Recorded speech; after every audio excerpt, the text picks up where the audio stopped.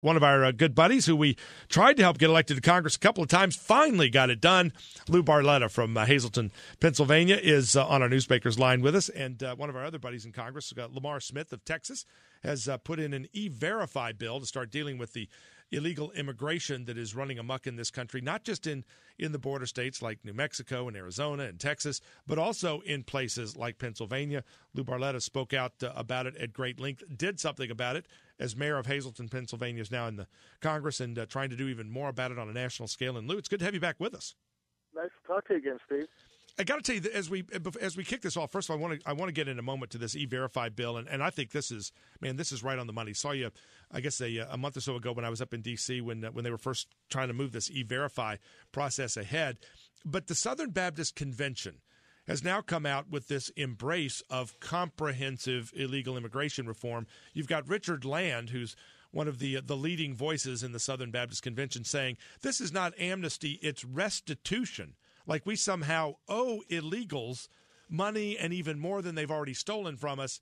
And you got this passing relatively narrowly by the Southern Baptist Convention. But I got to believe that Richard Land probably isn't leaving his own doors unlocked, isn't publishing his own home address so people can illegally move in uninvited with him, take his stuff, demand that he provides health insurance coverage, food for them, a roof over their heads, and if they want, maybe have their way with his wife and daughters. I got to believe that Richard Land probably wouldn't be down with people illegally coming into his house, but he wants to invite folks to illegally enter our country and then get restitution for their bad behavior. Well, it's a shame, Steve, that this kind of talk is now accepted by many in the country, and unfortunately, they're way off the mark. I mean, just a few weeks ago, right here in Pennsylvania, we had a young man who was arrested for speeding. When he was pulled over, he couldn't speak English, so they got him a translator, and he admitted that he's been in the country illegally for 6 years, living in Hazleton, Pennsylvania. He didn't know his address. He didn't have a job. He had $3,000 cash in his pocket. He had 2 public benefit access cards with his name spelled differently on each card. No job, illegal, cash, and 2 access cards so that he can eat food for free on the taxpayers. And ICE let him go. Now we're cutting programs in Washington, trying to get reduce fraud and abuse. And here's a case where there's a man that's in the country illegally. Obviously, I don't know how you get $3,000 without a job here in America, but it's time that we start enforcing the laws. And you talked a little bit about this Legal Workforce Act that was just introduced on Tuesday. And sad to say, Steve, this is a good bill gone bad. And the devil is in the details of this bill, and special interests have made their way once again into Washington for those who are trying to do something, and turning this into another camouflaged bill that basically will take away states' rights to enforce the law, which was just given to the states like Arizona and Georgia and Alabama and Tennessee, and replace it with a federal law that they will never enforce. Well, that's been the problem. The feds have had plenty of laws on the books that they haven't been enforcing. They've had the opportunity to secure our borders for a long time. They haven't done it. So states and communities like Hazleton have been stepping up and saying, okay, we're gonna take away business licenses for companies that fail to do what they should do, which is verify the legal status of their employees. If you don't do that, you're going to lose your business license.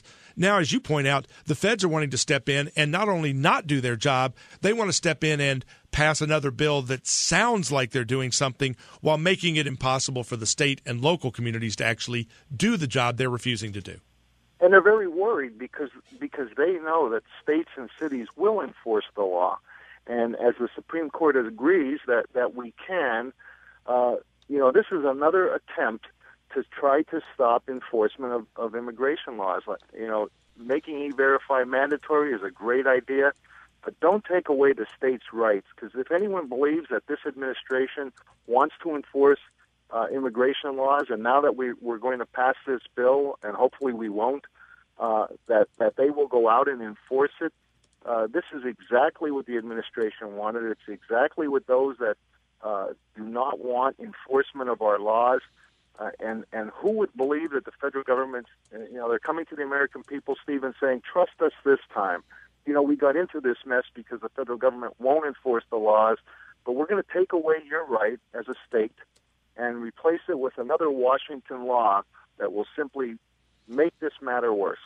Yeah, they've been promising us the fence for years, and the fence is not up, even though they claim that it's now secure. I think 40% of the border with Mexico is now secured.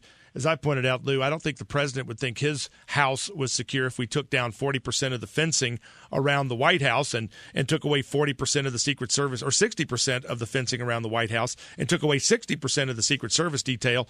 I don't think Congress would feel like they were secure if we removed 60% of the security around the Congress, and yet they're trying to convince us that we're secure with only 40% of the southern border even arguably secure, and only about 15% of it actually fenced. Well, in state and local governments, they shoulder the cost of illegal immigration. $80 billion a year after taxes is what it costs the states to deal with illegal immigration. There's another detail in this bill, and people need to look at it closely. It grandfathers in virtually all illegal aliens who are already employed in the United States. So basically, this is an amnesty for illegal workers who have taken American jobs. I went to Washington, Steve, because I thought we could finally get something done. And when I see something like this that on the surface may look good, it's disappointing to me, to see how Washington is operating. Lou, one of the problems that I see in this is that the pro-illegal activists are not concerned, as they always say, well, this won't work, that won't work, fencing in the border won't work, the E-Verify, won't work, making it mandatory to require companies to check the legal status of their employees. None of that will work. I don't buy that. I think what they're really afraid of is that it will work, and that if we cut off illegals from getting welfare, health care provided by American taxpayers, if we cut off their jobs, if we cut off their ability to seamlessly move through our communities and society, if we cut off their ability to vote illegally, if we cut off those things, which should be just the basics of enforcing the law, they will go home. We don't have to bust 12 million, 15 million, 20, 30 million, however many it is. We don't have to send them home. They will go home if we don't provide them with housing, health care, welfare, jobs, and all the other benefits that they're getting by stealing from us. They will go home. It will work. That's what scares them. They understand that these policies will work. They're not afraid they won't work.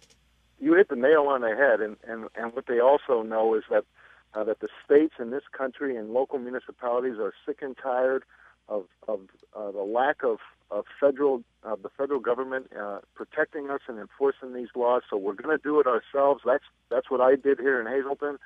That's what Arizona is doing, and many other states, Tennessee, Alabama, many other states are saying enough of this. We're not against people coming to America, but there's a rule of law here, and there's a right way, and you're not privileged to have all the benefits that American citizens do, or those that are in the country legally do. And when we're cutting programs like heating assistance for the elderly, and we're watching people with 2 and 3 access cards, profiting from this, it's very, very frustrating. But we can't stop. You're absolutely right. If we enforce the laws and we secure our borders, we can solve this problem. It will be attrition through enforcement. Well, and again, the activists on the side of the illegals are hypocrites. I guarantee you that if I go break into their home, just move in, start eating the stuff out of their refrigerator and taking what I want from their home, they'll call the cops. They'll see that as illegal behavior, but they want our country to not only tolerate it, but write bigger checks to these people for doing that exact behavior. They're a bunch of hypocrites. Lou Barletta, always good to visit with my friend. Keep up the fight. We'll talk with you again soon.